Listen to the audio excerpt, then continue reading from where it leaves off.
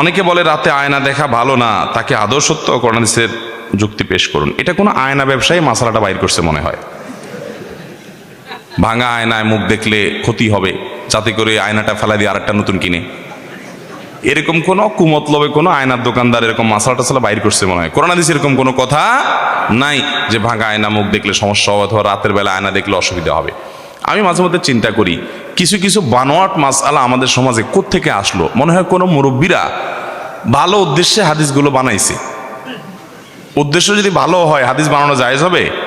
মান কাযিবা আলাইয়া মুতাআম্মিদান ফালিয়াতাবাওয়া মাকআদাহু মিনান নার। নবীজি বলেছেন, আমার নামে কেউ যদি মিথ্যা কথা বলে, ইসলাম বলে নাই সে নিজে থেকে বানায় বলল, সে যেন জাহান্নামের টিকেটের রিজার্ভেশন করে নিল। এরকম ভয়ঙ্কর একটা ব্যাপার। তো আমাদের দেশে দেখা যায় যে ওরকম অনেক কথা আছে। ধরেন একটা আছে রাতের নখ কাটা ঠিক না, শুনছেন আপনারা? ভাঙা আয়না মুখ দেখা ঠিক না, ভাঙা প্লেটে খানা খাওয়া ঠিক না, রাতের বেলায় বা প্লেটের পানি বাহিরে ফেলানো ঠিক না। এসব ঠিক না ঠিক না ঠিক না যে বলছে, হাদিস কোরআনে কোথাও এটারে নিষেধ করে না, কিন্তু এই ঠিক না আসলো কোত্থেকে? আমি চিন্তা করে মাঝে মধ্যে এটার উত্তর পাই। আমার কাছে মনে হয়, আমার ভেতর থেকে উত্তর আসে এটা যে মনে হয় কোনো সময় মুরব্বীরা মনে করছে রাতের বেলায় পোলাপান নখ কাটতে গিয়ে অন্ধকারের মধ্যে, আগে যোগে আপনার বিদ্যুৎ ছিল না, আপনার হারিকেন মোমবাতি বা চেরাগের লাইটে, নিবু নিবু লাইটে নখ কাটতে গিয়ে আঙ্গুল কেটে ফেলতে পারে পোলাপান, এই জন্য মাসালা বাইর করছে রাতে নখ কাটা ঠিক না। বুঝতে পারছেন? তারপরে যায় আপনার রাতে যদি পানি ফেলেতে যায়, তো এখন তো আর ফকফকা লাইট তখন ছিল না, অন্ধকার ছিল সব, দেখা গেল কেউ আসতেছে তার গায়ে পানি পড়তে পারে, এই জন্য একটা মাসালা বাইর করে দিল যে রাতে পানি ফেলানো ঠিক না।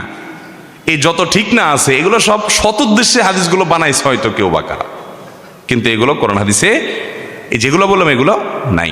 এগুলোর উপর আমাদের সাবধান থাকতে। হ্যাঁ, ভাঙা প্লেটে আপনি খাবেন না, সেটা হয়তো এই কারণে হতে পারে যে ভাঙা জায়গাতে জীবাণু থাকতে পারে, পরিষ্কার ভালো করে হবে না, এই জন্য আপনি না খাইতে পারেন, সেটা স্বাস্থ্যগত বিষয়। শরীয়তের কোনো সে এখানে নাই, নিষেধ করে নাই। এখন কোনো প্লেটের দোকানদার যদি ফতোয়া বানাই দেয় যে ভাঙা প্লেটে খাবেন না, ওটা ফালে দিয়ে নতুন আরেকটা কিনবেন, তাহলে এটা তো ধান্দা হবে, বদমতলব হবে। বিধায় এই সমস্ত কথা কোরআন হাদিস দ্বারা প্রমাণিত নয়। ছোট শিশু পেশাব করে দিলে গোসল করতে হবে কিনা? ছোট শিশু যদি কোনো কাপড় চোপড়ে পেশাব করে দেয়, তাহলে সেই কাপড় যেই জায়গায় লেগেছে ওই জায়গা আপনি ধুয়ে ফেলবেন। আপনার কোলে পেশাব করছে, রানে পেশাব লাগছে, তাহলে রানটা ধুয়ে ফেলবেন, বাস, পাক হয়ে গেল। গোসল করা জরুরি না। অনেক মায়েরা আছেন এটার জন্য অহেতুক কষ্ট করেন। শীতের দিন বাচ্চা দিছে কোলে পেশাব করে, এবার ভদ্র মহিলা আগাগোড়া পুরা শরীর উনি ধোয়ার জন্য ঠান্ডা পানি দিয়ে চলে যান। না, আপনাকে ইসলাম এত কষ্ট করতে দেয় নাই, অতএব এত কষ্ট আপনি করতে যাবেন না। বাচ্চা পেশাব করলে যে জায়গায় পেশাব করছে ওই জায়গা ধুলে কি হয়ে যাবে? পাক হয়ে যাবে।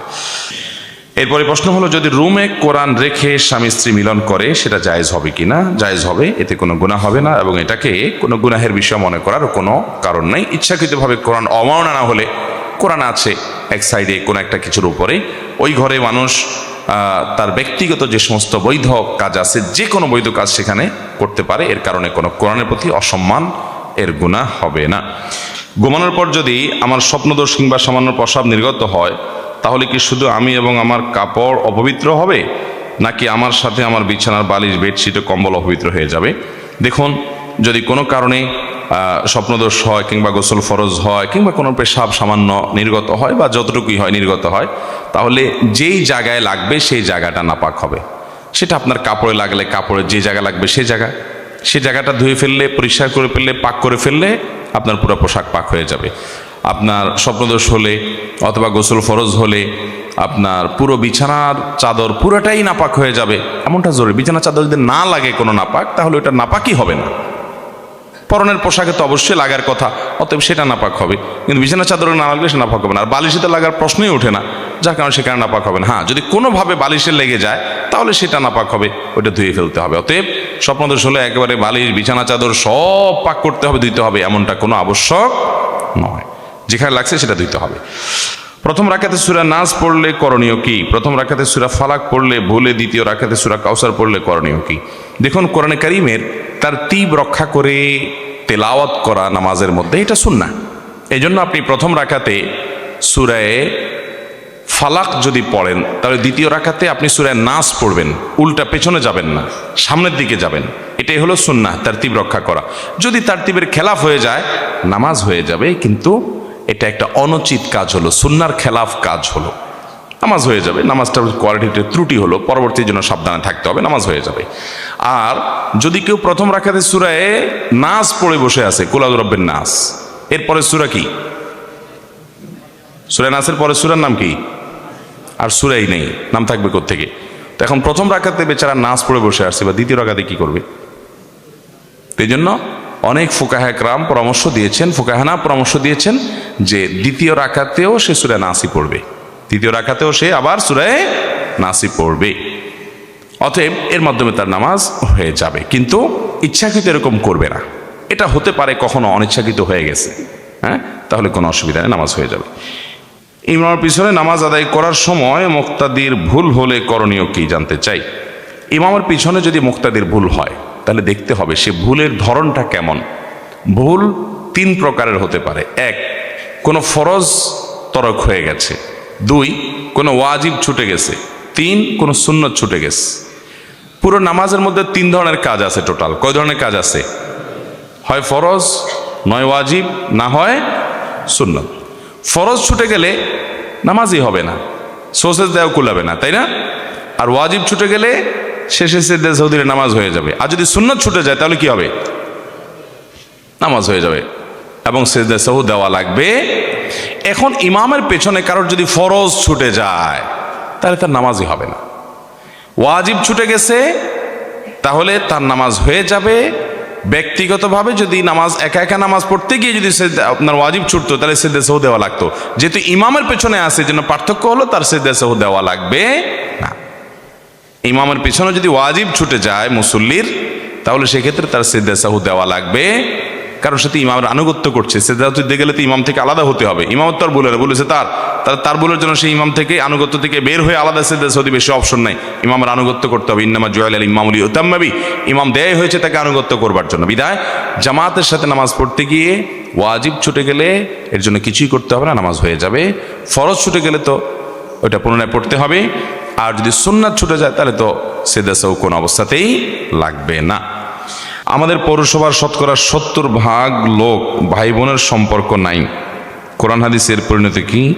জবাব চাই। ভাই বোনের সম্পর্ক নাই মানে কি?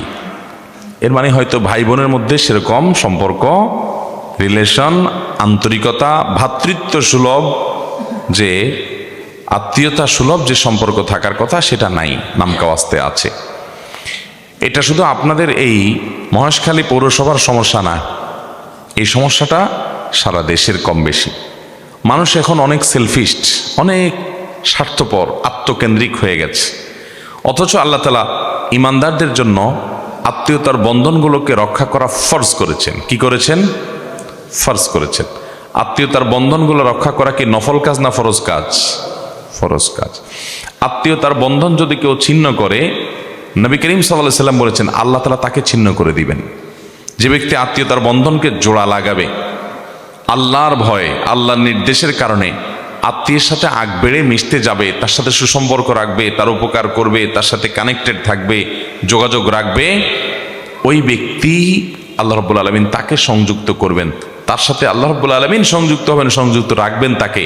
এটা আল্লাহ তাআলার ওয়াদা এবং হাদিসে বর্ণিত হয়েছে। মোহতারাম হাজরিন, আত্মীয়তার বন্ধন রক্ষা করা এটা কি সুন্নত না নফল? ফরজ কাজ।